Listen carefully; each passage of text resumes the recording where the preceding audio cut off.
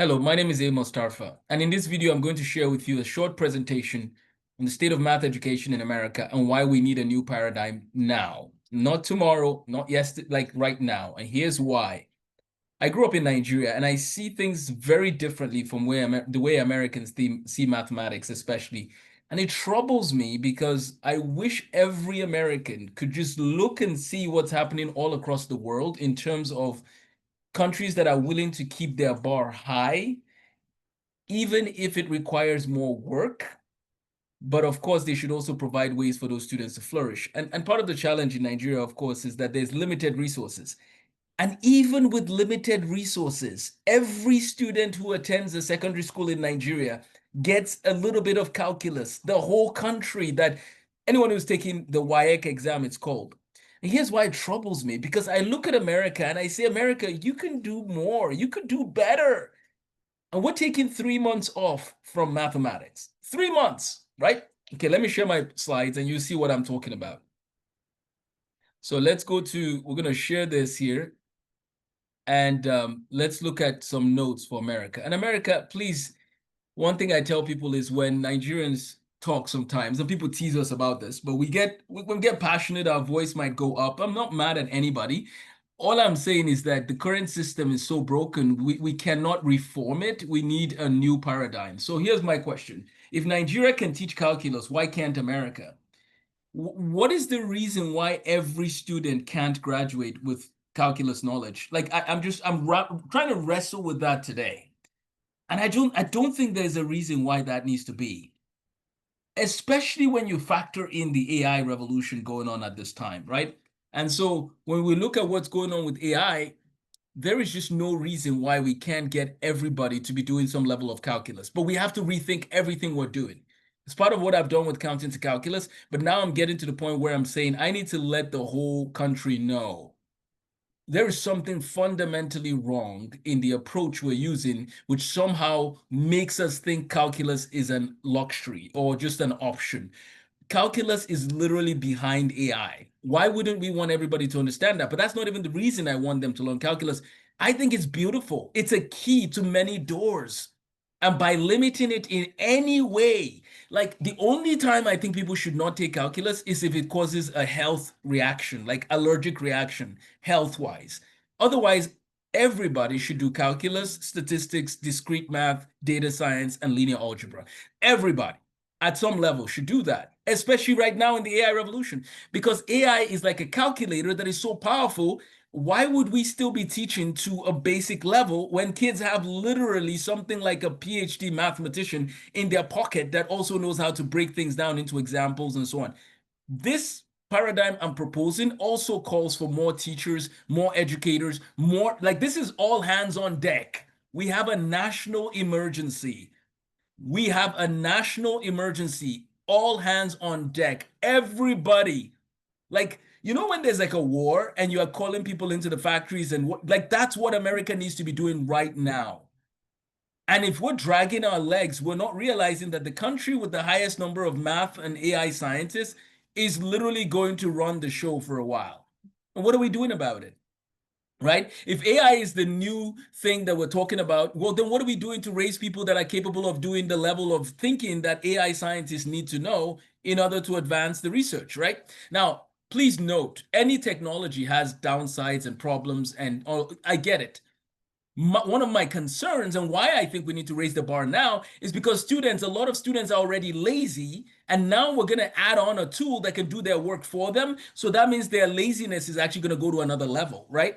And please note that I am fully aware that there are students who have learning disabilities. I'm completely aware of that. But do you know what's fascinating? The other thing that was kind of strange, I don't support all of this now. There needs to be some variations. But do you know that in Nigeria, there was nobody ever given a pass simply based on a learning disability.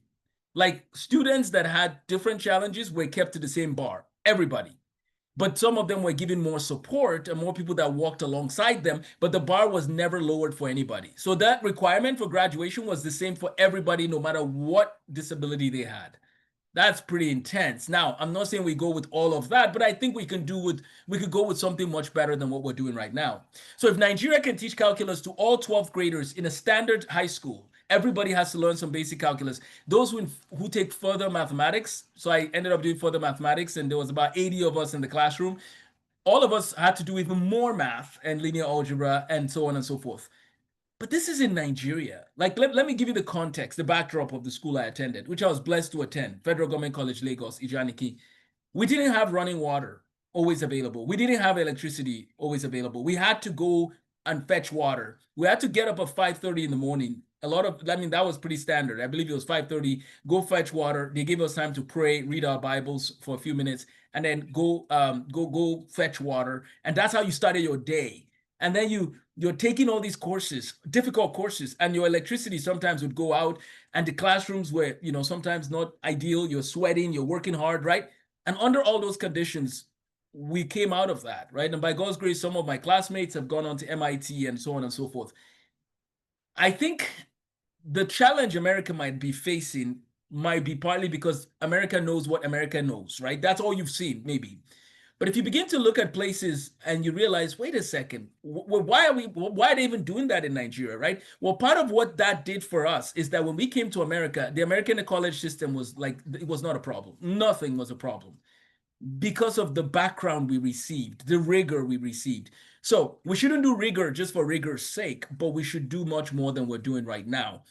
For example, the first easy catch, the 3 months off in the math world in America needs to end, like right now. We should not have 3 months off in the summer. We should have some sort of review that we can do, even if it's just online. Ideally, in person is better, but even online. Like America, if we don't change what we're doing now, let's not be surprised when we see ourselves as second or third in the world or fourth in many things that we've used to be the leader in.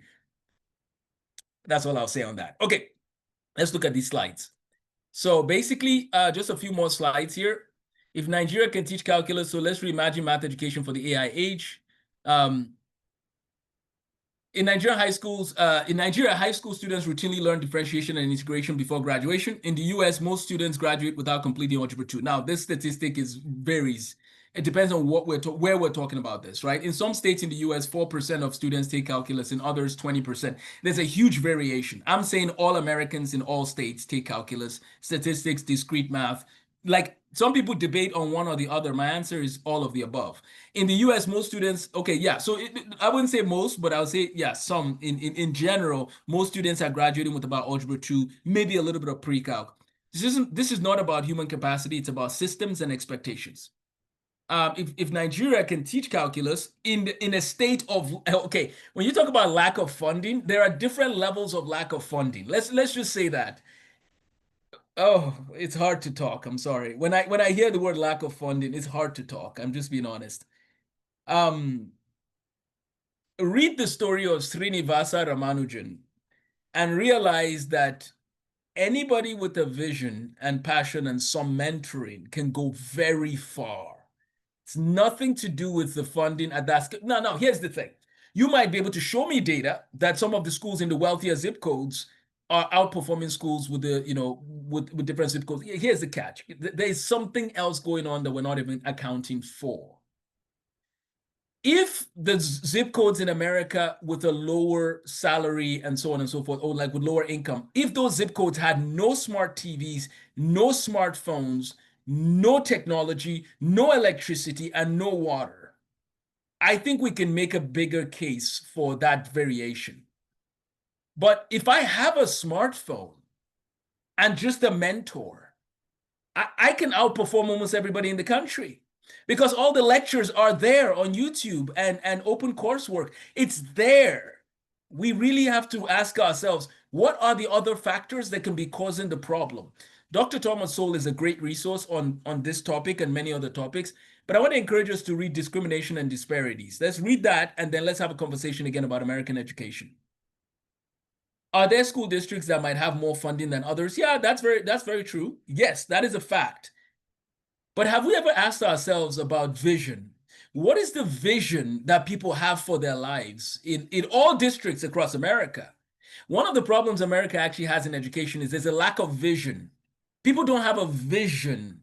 Like, they don't understand where they're headed in life, in their academics and so on. That issue is very critical, and we should talk about it more, maybe in our next week's discussion. If a student is going to school and doesn't have a vision for why they're in school or where they're headed or what the point of education is at all, that can play a huge role. Now, here's the catch. In Nigeria, you're not allowed to go to school without a direction for your life. In 10th grade, you have to commit to a direction in life. So I committed to the medical track. I was going to become a medical doctor, a pediatrician, and like Ben Carson, but that's another day story. Everybody in Nigeria, when they graduate, they know exactly what they're doing with their lives. They have a direction. That's huge. That's not emphasized in America. And I think that needs to end right now. And here's why. Because with AI, you can actually learn anything fast. So even if you have direction for direction A or vision A and you change later to B, that's okay. But you should have a direction in your life. America, part of why America will continue to struggle in education is that having a vision is made an optional. It's not a requirement. That will hurt many students because there's no drive. There's no reason to try. Well, why? Why bother? If I can fail and still be okay, okay. In Nigeria, you really don't want to have that attitude. Or as my friend in Singapore would say, Dr. Colin Gan, you don't want to have that attitude in Singapore, right? Look at the cultural backdrop of some of the things going on in education. I think that would be very important. America's math system isn't broken. It was built this way. That's one of the ways that it can be put, right? It's broken though, honestly, but it's broken. It's put this way, right? This is, of course, just a play on words. Please note, it is broken, but in a sense, one could argue that it's built this way, right? Age log progression restricts acceleration. Mastery is replaced by seed time and tested. I mean, seriously, people are like, oh, I'm in 6th grade math. What does that even mean? Like, that means nothing. Look at the best mathematicians to ever walk the earth.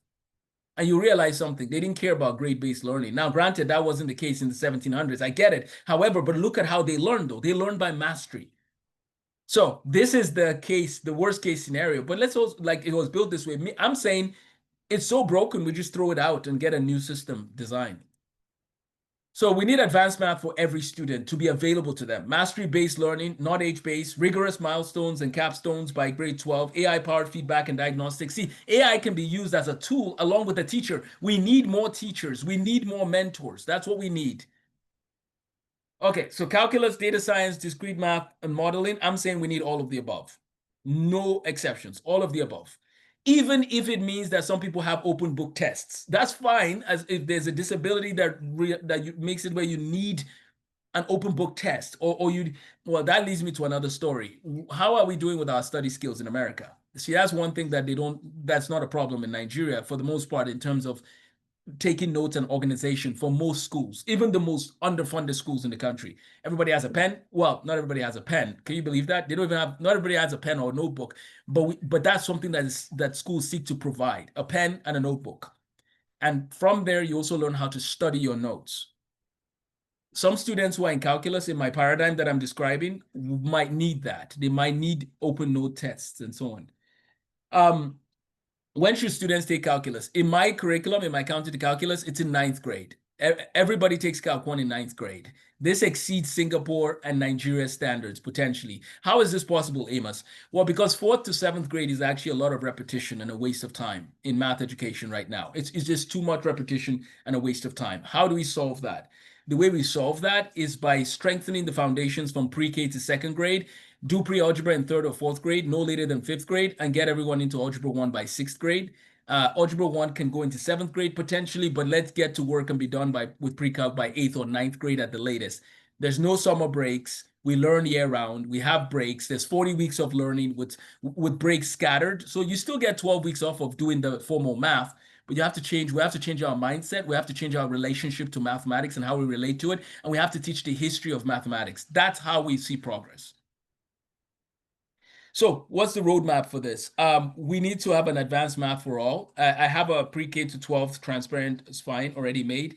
We're going to launch bridge programs, diagnostics, and everything. We have a free diagnostic available to get everybody aware of where they are. And then we need to require capstone completion for graduation for everybody over the next 3 to 5 years. We need to make it standard that you have to defend what you believe you know about mathematics.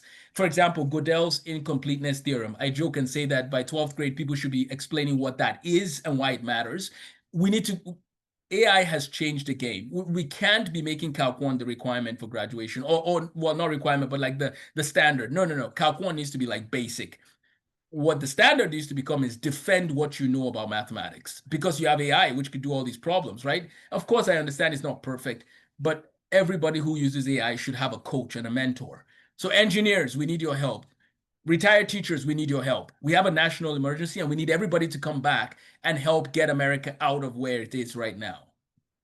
Okay, so if America can deliver calculus at a higher level, then I believe that if Nigeria can deliver calculus to more students, then we need to ask ourselves that instead of repairing the system, we need to replace our current paradigm. The percent of students doing calculus, again, is about 15% in the US. In Nigeria, everybody gets exposed and gets into calculus concepts in high school. Those in further mathematics do a lot more calculus, but America is behind, and there's no reason why America should be behind. Let's not repair. As I said, we need to throw it out and get a new system. Let's build a new system designed for mastery and advancement. Partner with me if you want to join this movement. I'm ready to support schools, districts, states, but America, there is a way out of where you are. There is. Some of it is going to take some hard work and rethinking what we're doing, but we can do it, and we can find a way to make students enjoy it in the process. Why? Because math is beautiful. Thank you so much. This is Amos Tarfa with Counting to Calculus. I look forward to working with people who want to advanced mathematics for every student in every corner. There is just like we gotta stop watching playing with social media, watching things and so on. Like we got to tell our kids that they need to spend more time doing this. By the way, there was a famous mathematician whose mom put her into advanced math to avoid her getting into trouble in her life, and for the most part, it worked. So we can use math to find a way to deal with some of our other problems, right? Because math keeps you focused on the things that hopefully help you think better. Okay. I look forward to talking to more people. This is Amos Tarfa. Amos the Math Guy is one of my websites, amosthemathguy.com, or you could go to countingtocalculus.org. Let's change math education.